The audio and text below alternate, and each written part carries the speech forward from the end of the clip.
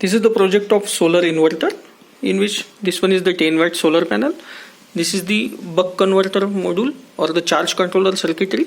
The output of solar panel is given to the charge controller circuitry. This charge controller circuitry will convert the variable output of solar panel into the constant voltage of 13 volt. This 13 volt is given to the battery. This is the sealed lead acid battery of 12 volt. Output of this battery is again given to these two circuitries. Out of this one is the inverter circuitry and this one is the automatic street light circuitry. In this circuit, here an light dependent resistor LDR is used with IC 555 and a relay to switch on and off the light.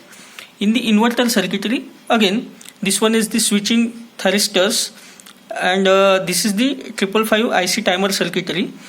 This timer IC provides the 50 Hz clock pulses to these thyristors, which generates the DC from the battery into AC and provide that to this step up transformer.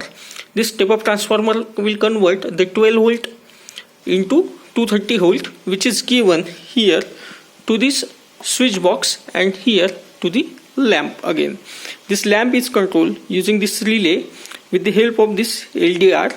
When there is not sufficient light in the environment, the lamp will be turned on.